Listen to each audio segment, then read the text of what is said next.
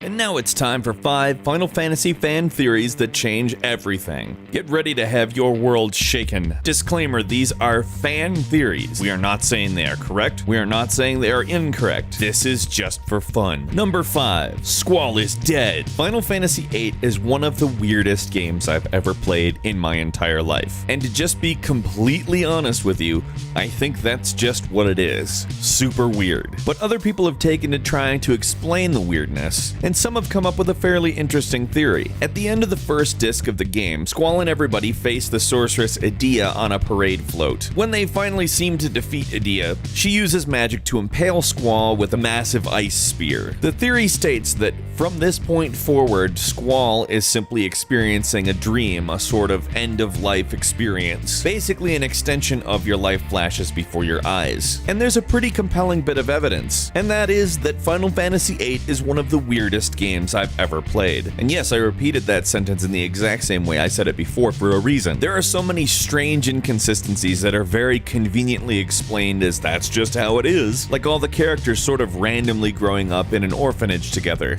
Or Rinoa basically being in love with someone the exact opposite of Squall, Cypher, would suddenly just basically forget about him and love Squall without really much prompting. Or Cypher going from a fairly complex character that you weren't sure whether was friend or foe to just a cackling bad guy. Then there's the ending, which is either the eternal sunshine of the spotless mind or an utterly purposeless acid trip that basically gets erased and everyone's okay. I don't know, I kind of look at this theory as mental gymnastics to make a game that doesn't make a lot of sense start to make sense. But it is well researched and at very least an interesting read. I don't know, what do you think? That's what the comments section is for anyway. Number 4, Rufus Shinra is a good guy. There's a fan theory out there that the entire time during Final Fantasy VII, Rufus, the son of President Shinra, is actually helping Avalanche in subtle or even outright ways. Some people believe he actually killed his father with a sword that looks like Sephiroth's and let Cloud and company out of the prison rather than Sephiroth. The same people believe that he simply gave them a motive and continued to act the part of the bad guy, to be present during important events and open up the possibility to help Avalanche or push them in a certain direction. There's actually a pretty fair amount of evidence for this, including how Rufus Shinra acts in Final Fantasy VII Advent Children, the CG movie sequel to Final Fantasy VII. The theory more concerns the idea that he was a good guy from the start, rather than between sometime the game and the film sequel switch sides. I mean, how else would the key have ended up on Tifa's foot when they were gassing her?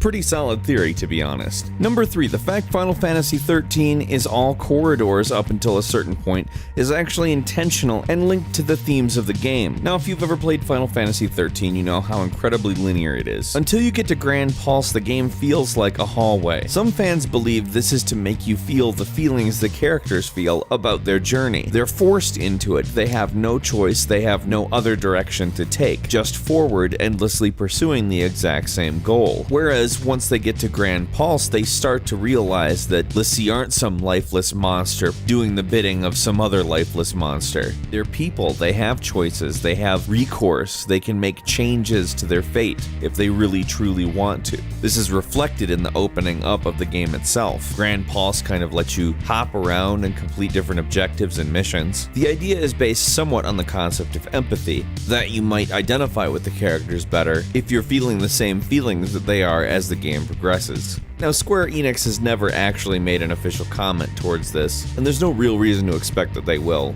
Detractors make the argument that it in fact was technical limitations that created the corridor-like nature of the game, and that Grand Pulse, essentially being a really big field where you could repeat enemies and things like that, made more sense to give you more free reign in than a city. I can't really say for certain whether I believe in the theory or not. I will say if the gameplay itself had that kind of purpose, it would make the game a bit deeper and more meaningful. And for the first long section of Final Fantasy XIII, that's kind of something that felt desperately lacking. Number 2, the final tower before Kefka in Final Fantasy VI are actually the 3 stages of the Divine Comedy. The final tower has 3 levels, each of which can be interpreted as one of the books from the Divine Comedy. Level 1 being the Inferno. It's hard not to look at the boss as kind of Satan-like. The second level being Purgatory, with the boss consisting of a selection of random enemies mashed together, which they're now stuck between Kefka's abomination between heaven and hell.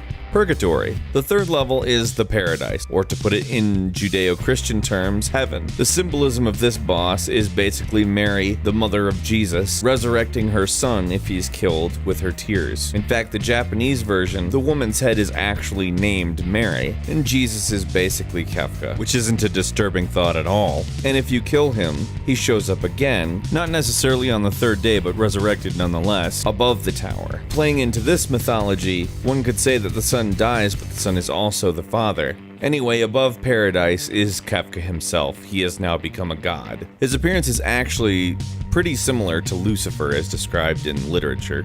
If you've never really thought of it this way, I basically accept this as fact. Japanese game developers tend to really love to borrow from other religions to create their own mythology within their games, particularly those who create role-playing games. This fits in perfectly with that design ethos.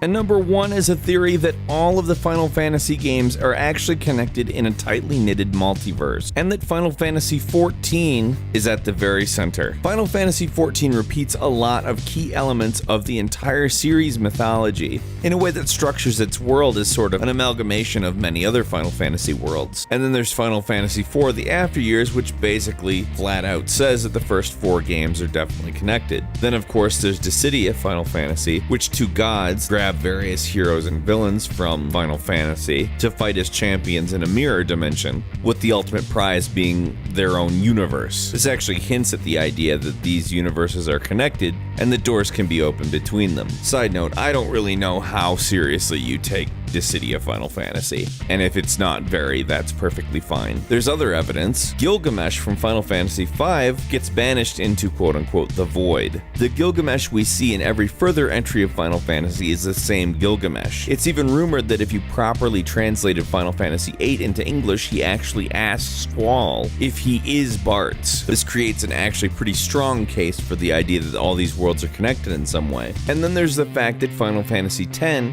is actually a very, very, very distant prequel to Final Fantasy VII. There's actually a character named Shinra in Final Fantasy X who expresses that he has thought of a way to pull energy out of the planet. It's believed that there are many, many generations in between the two, but that Spira and the planet are actually the same place. Add that into the idea that the summons might actually just be dimensional rifts that bring in various incarnations of different characters, gods, monsters, whatever you want to call a summon. And the Final Fantasy multiverse theory is actually not insane. There are indications in quite a few of the games that all but confirm this. And even if it's bullshit, man, it's fun bullshit, isn't it? Anyway, if you happen to have a crazy theory about Final Fantasy, spend as long as you can typing it out in as much detail as you can in a way that's bound to piss somebody else off in the comments. What I'm saying there is that fan theories are often a source of controversy, but we're interested in them nonetheless. If you enjoyed this video, or indeed any of our videos, please do us a favor and click the like button. Also, if you're new to Game Ranks, you're going to want to hit that subscribe button because every single day we upload new videos and that's the easiest way to see them first. We hope you enjoyed this and we thank you very much for watching it. We will see you next time here at Game Ranks.